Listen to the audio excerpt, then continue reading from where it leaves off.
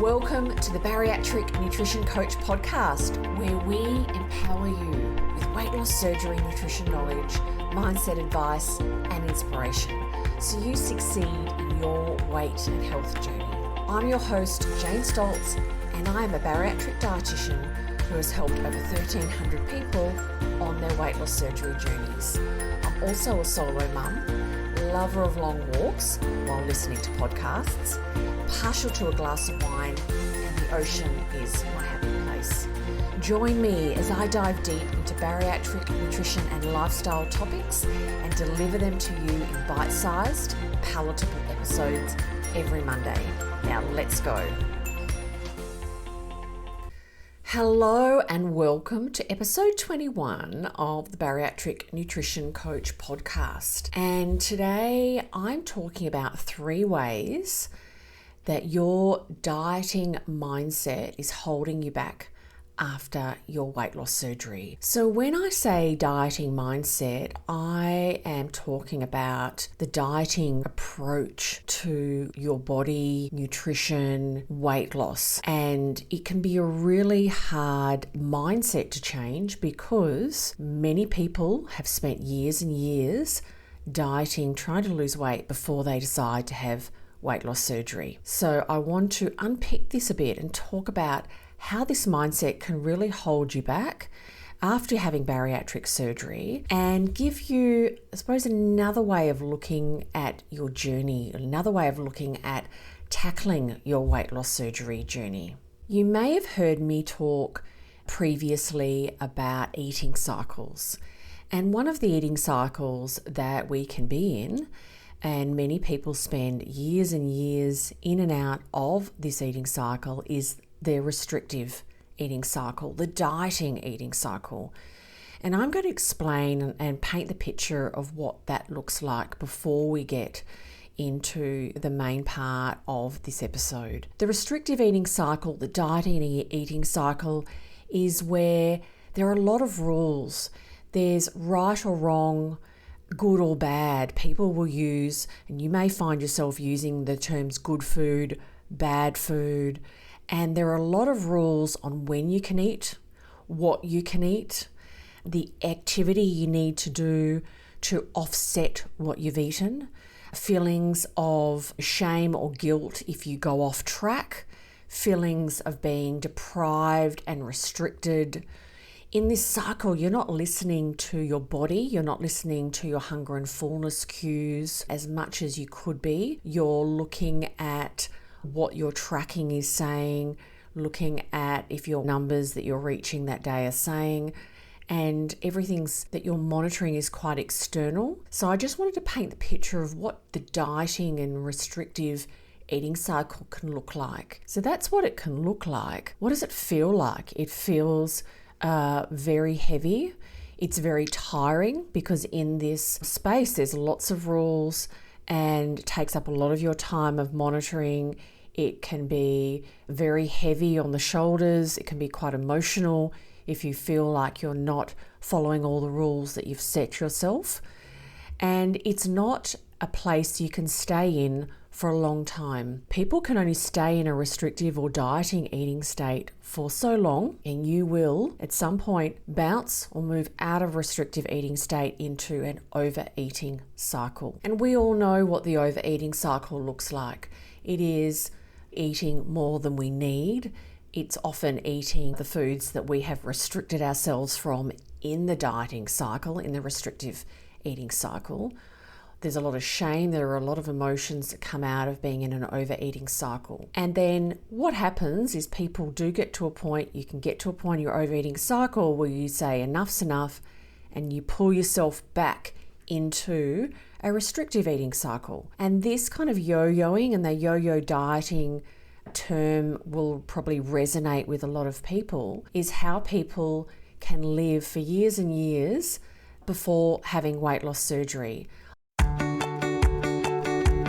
If you are in the weight loss phase after your bariatric surgery, well, listen up, as I have a wonderful resource you are going to love. And yes, it's free. It's called Supercharge Your Weight Loss Success Starter Kit. It's a 3-day mini course where I take you through the steps to supercharge your weight loss. You will become clear on what habits are taking you out of your weight loss zone and which are the key habits you personally need to foster to move back into where you want to be. Yes, to losing weight. Sound good? If yes, grab this free resource. The link is in the show notes.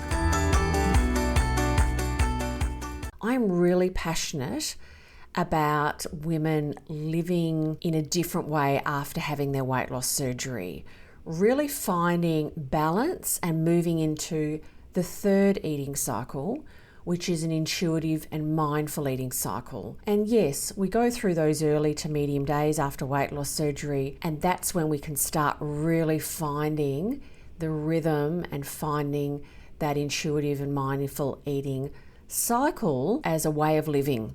As a way of living kind of more relaxed for the rest of your life. So I just wanted to set the conversation up, a bit of background around the eating cycles, dieting mindset, and now we're going to go into 3 ways the dieting mindset is holding you back. Now, if you are in this mindset and you're tackling your weight loss surgery journey with this mindset. So the first dieting mindset that can really hold you back after weight loss surgery is that less is better. And what I mean by that is in the dieting world, when you're dieting, you eat less, you feel like you're doing better. You're told the less you eat, the more you're going to lose weight-wise. And if things have less calories, that's better. If it has just less is better. But guess what? Less is not better, less is not more in the post-weight loss surgery journey. Many clients over the years have been eating too little, and that is slowing down their weight loss. So having too little protein, having too little energy overall can really slow down your weight loss when you're in your weight loss phase. What happens is your body will not feel comfortable losing weight, losing adipose tissue, because it doesn't feel like it's getting adequate energy to survive and adequate protein to support your lean body mass. So there's a sweet spot. We want to have adequate protein. We want to have a deficit of calories, but not too much of a deficit of calories. And so less is not better. And this can really be a key way of approaching diet and tracking and all that whole area after weight loss surgery. So that's why I've listed it first, because it's there as a default way of thinking for many, many women, and they sometimes don't even realize that they're still in that way of thinking, because we're really also challenging you after your weight loss surgery by asking you to eat more protein. And that's challenging to that default way of thinking as well, because that's not what people were aiming or working towards before surgery when they were dieting. So I invite you to check in. Do you have this default way of approaching your diet after your weight loss surgery? Have you started feeling more hunger, more appetite after your weight loss surgery, and you are not eating a bit more at each meal to meet that appetite? Are you restricting what you're eating because you think or feel that that's going to help your weight loss? Or have you always had or felt a resistance to reaching your protein goals? At one level that you're asked to reach a certain protein goals and aim for protein, but there's something there for you that says, if I have a little bit less, I think that's going to be better for me. I don't want to eat too much. So as you listen to this, I invite you to reflect and see if you've brought that less is better way of thinking into your diet after weight loss surgery. Now, this can change, or it can come up for people at different stages after weight loss, because in the early days, very much appetite is down, is reduced. But as your appetite increases and you get more awareness of your hunger and fullness cues, and your body's asking you or wanting you to eat a little bit more, it can come up then when you are restricting and not meeting that need. So the first dieting mindset that could be holding you back after your weight loss surgery is eating less is better, and it's going to help you lose more weight. Now tell me, is this you? You have had your bariatric surgery and you're feeling lost, you're lacking support, and you don't know what to eat and when. Or you may have noticed after your surgery, your hunger and cravings have started to return and you are scared you won't reach your goals. You may have had some weight regain and you want to stop the weight regain and lose some more weight. You may be pre-surgery and you want support to be fully prepared for your weight loss surgery journey. If any of these sound like you, then listen up. I have developed my Bariatric Nutrition Bootcamp just for you. My coaching program provides education, coaching and community for people getting ready for their weight loss surgery and at every stage after their surgery. There are 4 key areas that I focus on with my clients in my Bariatric Nutrition Bootcamp.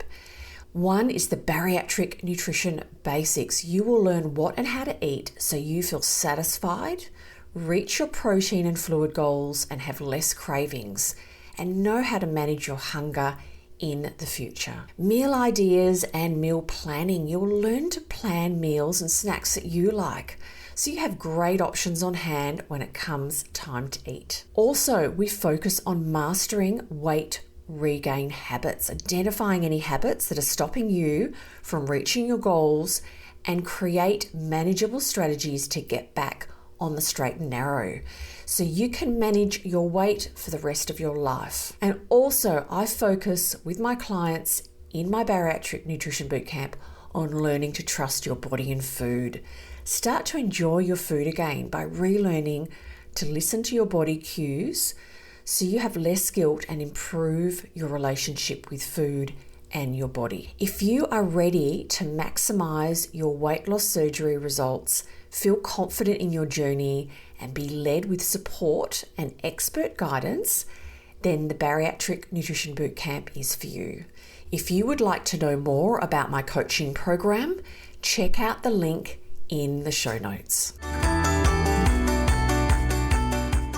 So the second dieting mindset that can be holding you back after your weight loss surgery is all or nothing thinking, or also called black and white thinking. And that is very integral as part of the dieting mindset. Rules, black and white. Things are good, things are bad, all or nothing.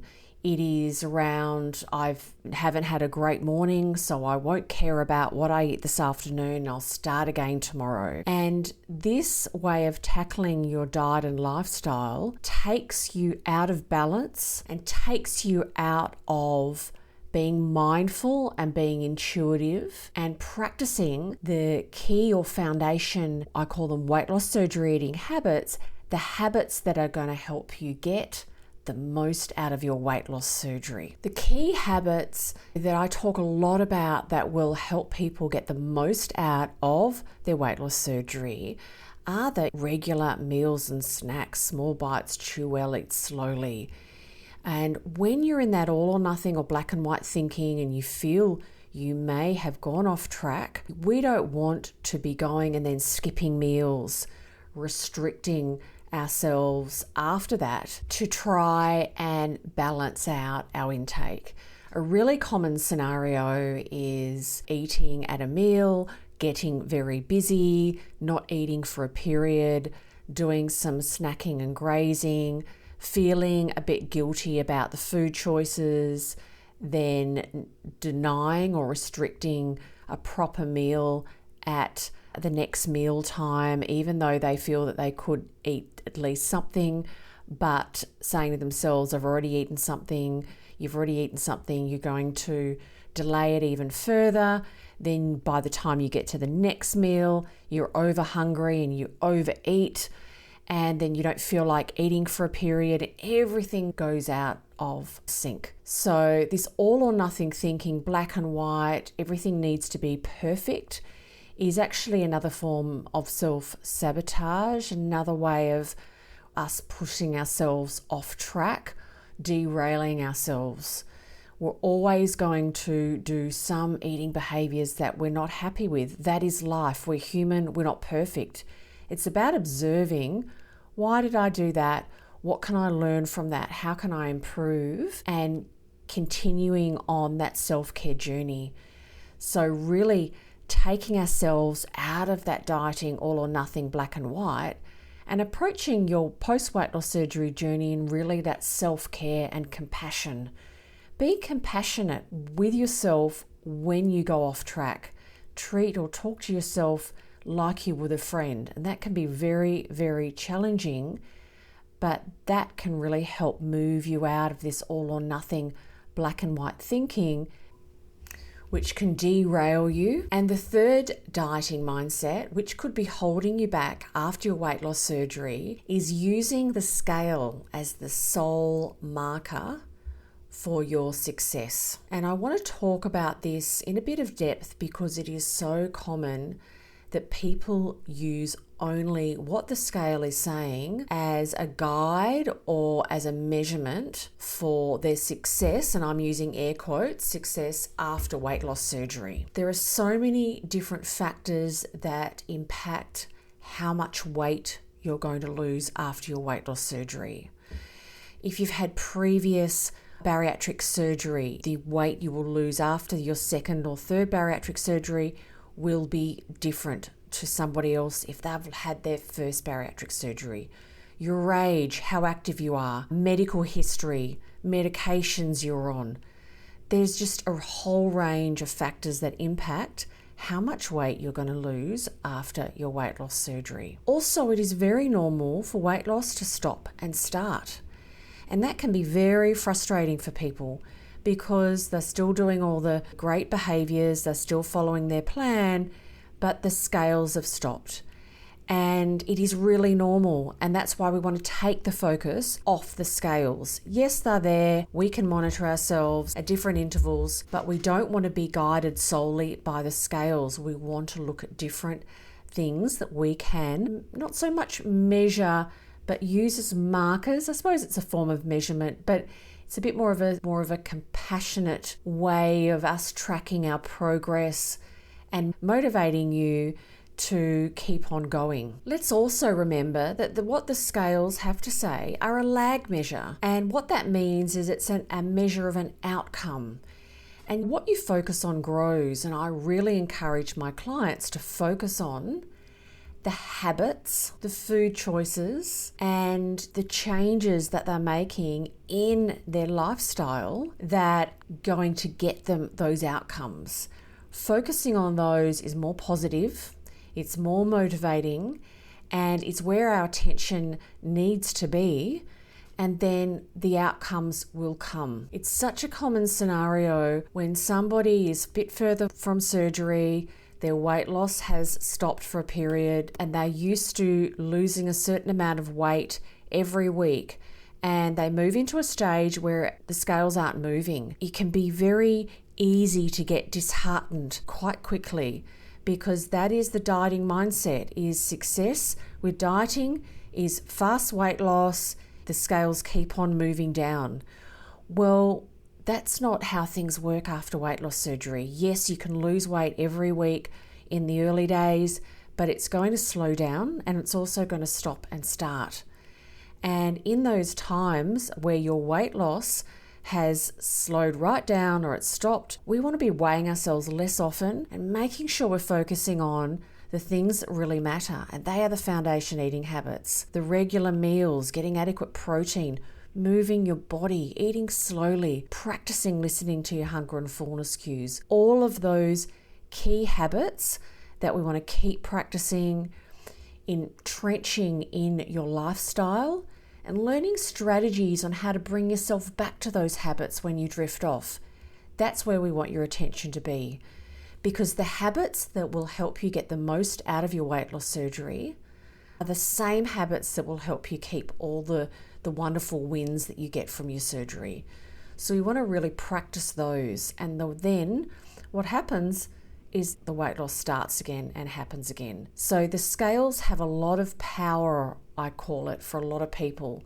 They can really affect people's day, and we want to take away the power from the scales because scales are not accurate. They don't show you, unless they are very high-tech biometric scales, you're not going to be able to tell that you're retaining more fluid or you've put on some muscle. They are very basic measurement. The weight measurement's a very basic measurement.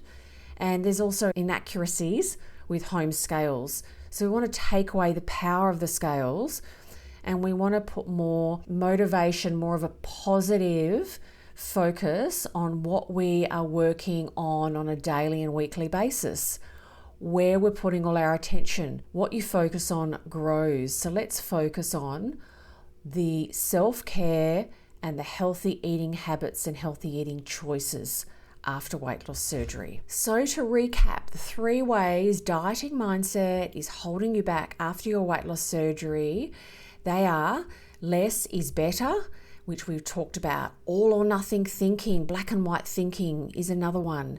And the third one, using the scales as the sole marker or the sole measurement of your success after weight loss surgery. Thank you so much for listening to this episode. I hope you have found value. I hope at different points you've reflected to check in if some of these dieting mindsets and ways of approaching your journey are still there for you. If they are, it is a very common challenge to move out of a dieting mindset and move more into the intuitive eating, mindful eating lifestyle. So the drill, if you are finding value in my podcast, if you feel other people would find value in listening to this podcast, I would love you to rate my podcast. And if you have a couple of minutes, I'd love you to go on and do a short review of my podcast. It really makes a difference when people are looking through the podcast and deciding which one to listen to. So thank you so much, and I really look forward to being back in your ears next week.